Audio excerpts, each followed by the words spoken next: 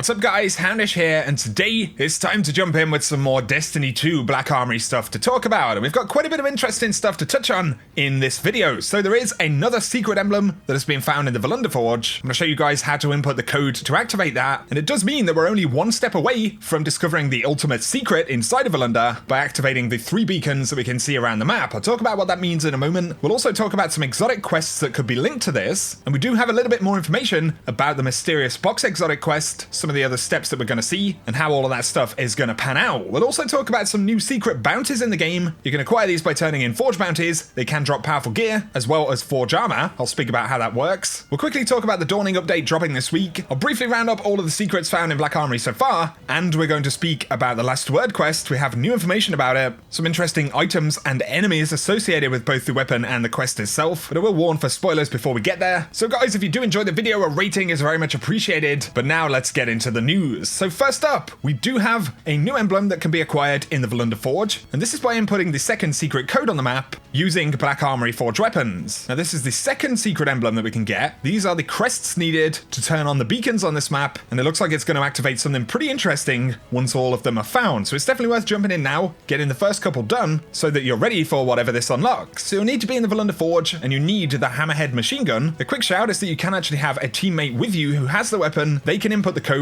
and everyone in the fire team will actually get the emblem, as well as the ability to activate the crest. So you take Hammerhead, go into the Volunda Forge. When you're standing near the forge right here, you can see it's on the left hand side of me. If you look straight forward, you will see a flame on the wall. First you'll need to shoot that and you'll get this interesting particle effect. Move to the right hand side, just around the corner, you'll see that there is a sun icon on the floor. So you'll need to stand on this one first, and if you turn around back to the walkway, you'll see there is a plus symbol right here. So you'll need to shoot this to actually start the code. If you turn back around to your left, you'll see that there is a U icon. You need to shoot that one. To the right on the wall, you'll see an L, and then above it to the left in the distance, you'll see the F. Shoot both of these, then you can turn around to your left, and there is the low ledge right here. You can see there is a B symbol. Get that one, and then turn around back to the walkway. And just underneath on this box, you'll see there is an E. Turn back to the right, and there is a pillar in the distance here. You'll need to shoot the R. Then turn back to the left. You do have these 2 boxes up top. First, you need to shoot the H, and then there is a T to the left of it. Get both of these, then you can turn back to the walkway and shoot the plus symbol once again, and that's the first part of the sequence. Now you'll need to stand on a different symbol to input the rest. So in front of you, there is a moon icon, and it's on this rock right here. Jump up, stand on here, and then look to the walkway. First, you need to hit the plus symbol once again, turn back around, and shoot the U. To the right of that is the L on the ledge. And above that, you'll remember the F from before.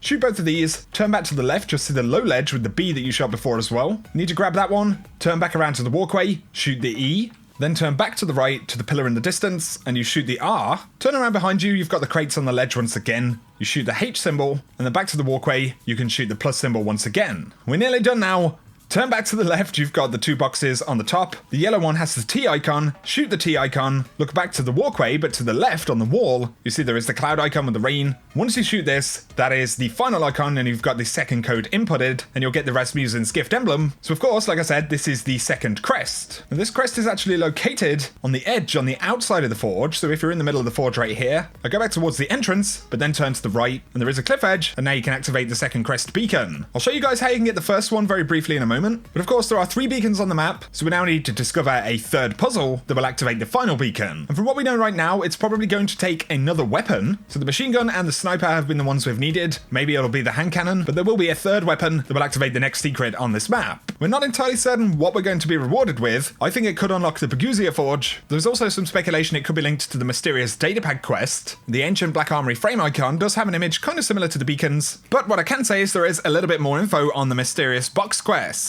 So of course we have the section right now that requires 4 different locks to be opened. 2 of those have already been completed, but Mysterious Box actually is part of another quest called Lock and Key. And we can see right here, Mysterious Box is actually the first step, and after this we do have another 6 steps, but we've now found some mission content which is going to be linked to this. So at some point after the box is opened, potentially as soon as the box is opened, we're going to get an unidentified weapon frame. We can see there is an activity we need to complete as part of this quest here. Complete the Strike the Pyramidion to collect Radiant Phase Glass for the unidentified frame, and that is a 640 version of the strike, and it looks like it will become Radiant once this is done. So the next step says unidentified Radiant frame. The Radiant frame needs to be crafted in the Bounties Forge. Complete the quest to Lock and Key in the European Dead Zone. So either we need to figure out how to get Baguzia opened up before we can finish this quest, or that forge will actually open as part of the quest. We're not entirely certain just yet, but considering there are so many different things going off, it's definitely worth collecting those emblems, being ready to activate all 3 beacons, as well as acquiring all of the keys for the mysterious box itself. And once again, I'll talk about that a little bit more in a moment.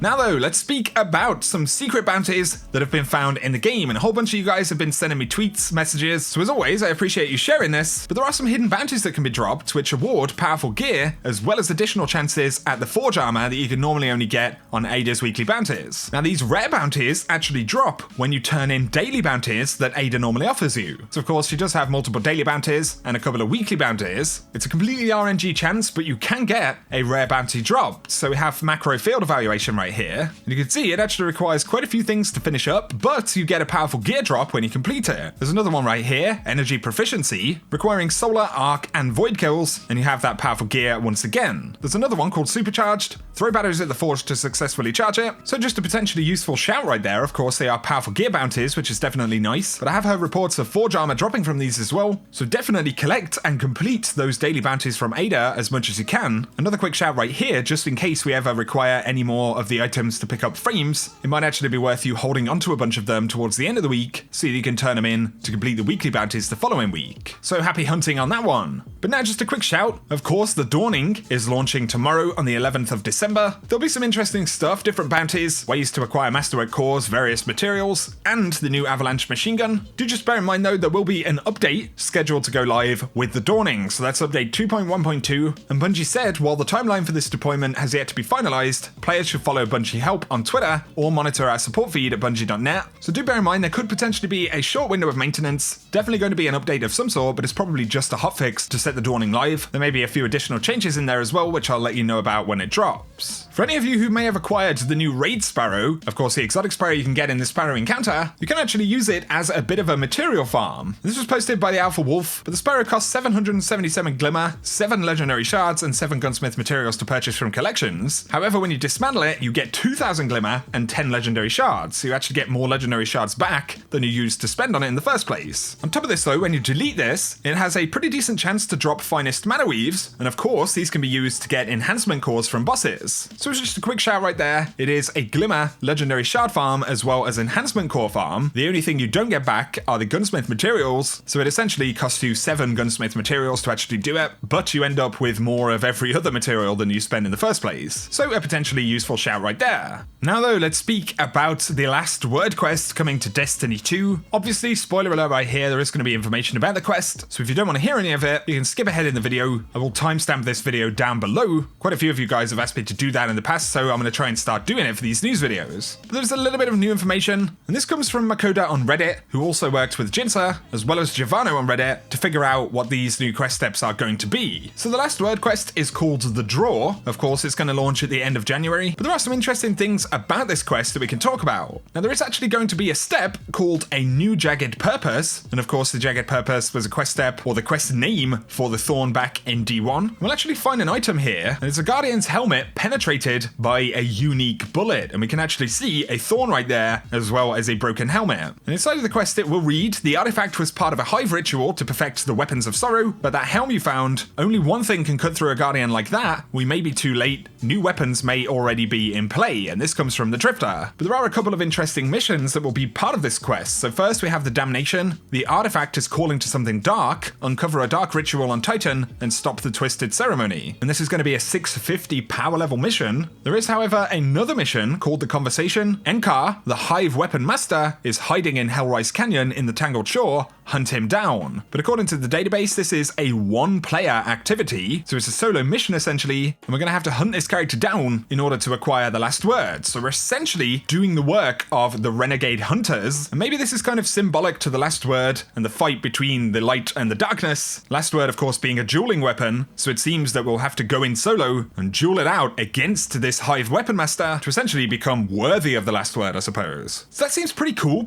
lore references there. And I spoke yesterday, there are some leaked audio lines and things like that some people have spoken about that indicate the Drifter is definitely not going to be happy that we've been engaging with Renegade Hunter Shin Malfur, and indeed we are wielding the last word. On top of the quest and the weapon itself though, the new weapon ornament for the last word is called Laconic. You can see the preview of it right there. Very ornate looking skin for the weapon, but that is just a little bit of stuff we know about the last word quest coming up in the game, so I'd love to hear your thoughts down below. But finally right here guys, just going to break down the other quest steps that we've found in Black Armory so far. So if any of you guys haven't started the Mysterious Box quest or are missing any of the keys, haven't collected all the emblems or things like that, then this should be a good quick catch up for you. So of course Mysterious Box is a box that you find near the Valunder Forge in the European Dead Zone. It'll be in a cave on the bottom left. Once you've got that box, you're now eligible to pick up keys that will need to actually open the box. Firstly, in Valunder Forge, in between wave 1 and 2 when you're doing a forge run, on the left hand side of the map in the open section where you can see out to this kind of rock island, between the two wave spawns, you'll actually see a bot appear and it'll be floating around this island rock. So you can shoot that with a sniper.